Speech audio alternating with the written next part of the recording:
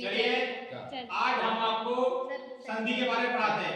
मैं ब्रह्मन मुजोगा high school गुंदरे colony से आपको आज संधि के बारे में बताता हूँ। संधि कितने प्रकार की होती है? संधि होती है 3 प्रकार की। पहली संधि होती है स्वर संधि, दूसरी होती है व्यंजन संधि, तीसरी होती है विसर्ग संधि। कक्षा 10 के संस्कृत के पेपर में आपको संधि ऑब्जेक्टिव के माध्यम से पूछी जाती है। ऑब्जेक्टिव के माध्यम से पूछी जाती है तो आपको ऑब्जेक्टिव में आम नाम में पूछ ले, विकल्प में पूछ ले, किसी में पूछ ले तो आप कैसे भर सकते हो तो उसकी आपको हम सरल ट्रिक बता रहे हैं। अगर शब्द प्लस के चिन्ह में दिया हो ऑब्जेक्टिव में तो अपन कैसे भरेंगे? स्वर संधि की पहचान है कि प्लस चिन्ह से पहले अगर हलंत और आहा की मात्रा ना लगी हो, प्लस चिन्ह के पहले हलंत यानी हलंत को डंडा लगाना था नीचे शब्द के नीचे, हलंत और आहा की मात्रा ना लगी हो तो स्वर संधि कहलाएगी। व्यंजन संधि की पहचान क्या है? प्लस चिन्ह से पहले हलंत लगा हो, जैसे दिग प्लस गज का नीचे हलंत लगा है, इसमें हलंत नहीं लगा है, ये स्वर संधि। इसमें हलंत लगा है तो ये व्यंजन संधि। और अगर प्लस चिन्ह से पहले विसर्ग लगा हो तो वो हो जाएगी विसर्ग संधि। तो ये आपकी पहचान बता दी मैंने प्लस के चिन्ह में कि प्लस चिन्ह से पहले आहा की मात्रा हो, हलंत ना लगा हो तो स्वर संधि, हलंत लगा हो तो व्यंजन संधि और आहा की मात्रा हो तो विसर्ग संधि। अब आपको हम पढ़ाते हैं स्वर संधि के प्रकार, क्योंकि स्वर संधि के भी 6 प्रकार होते हैं। तो पेपर में अपन कैसे पहचानेंगे, तो शॉर्टकट ट्रिक क्या है इसको पहचानने की? तो देखिए सबसे पहले संधि आपकी दीर्घ संधि। दीर्घ संधि की पहचान है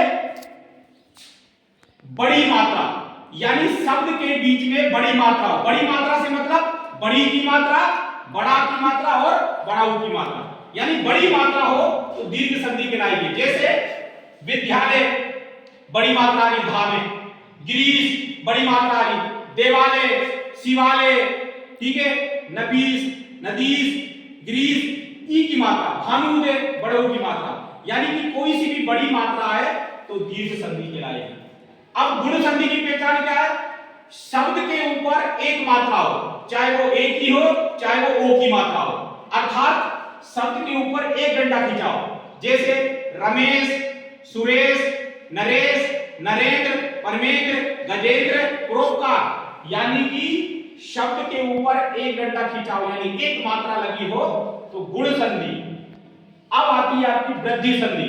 वृद्धि संधि में नियम क्या है कि शब्द के ऊपर 2 मात्रा लगी हो, या वो औ की हो सकती है या आई की हो सकती है। शब्द के ऊपर 2 डंडे खींचे हो तो कौन सी संधि हो गई? वो वृद्धि संधि। जैसे सदैव, तदेव, एक एक, महोदधि, यानी कि ऊपर 2 डंडे खींचे हो तो कौन सी संधि हो गई? वृद्धि।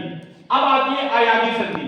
अयादी संधि में शब्द के ऊपर कोई मात्रा नहीं लगी रहेगी, उसका उच्चारण आएगा अये, आए, अब, आ। अगर आपको उच्चारण समझ में नहीं आएगा पेपर में तो आप देखना शब्द के ऊपर कोई मात्रा नहीं लगी रहेगी तो वो अयादी संधि कहलाएगी। जैसे नयनम, शयनम, धैनम, पवन, भमन, रमन, जैसे आव, सावन, रावण, ठीक है, इस प्रकार से सब जूम कर दो। यण संधि। यण संधि की पहचान क्या है? आधे अक्षर के बाद या और वा आएगा, कोई सा भी आधा अक्षर हो उसके बाद या और वा आए तो वो यण संधि कहलाएगी। जैसे स्वास्तिक आधे सा के बाद वा, यद्यपि, फिर इत्यादि, अत्याचार आधे अक्षर के बाद क्या आ रहा है? या आ रहा है। तो ये आपकी कौन सी संधि हो गई? यण संधि। अंत में आती है पूर्व रूप संधि। पूर्व रूप संधि की सरल पहचान ये है कि शब्द के बीच में ये डा अक्षर या अंग्रेजी में इसको अपन एस बोलते हैं, ये एस टाइप का अक्षर बना हो तो समझ लीजिए वो कौन सी संधि है? पूर्व रूप संधि है। अर्थात जैसे हरे अब, विष्णु अब, ये इस प्रकार से। अब इसको डा को यानी कि एस को अपन क्या पढ़ते हैं संस्कृत में? आ पढ़ा जाता है। तो एक बार और पुनः सभी संधि की पहचान क्या है? दीर्घ संधि की पहचान है शब्द के बीच में बड़ी मात्रा है।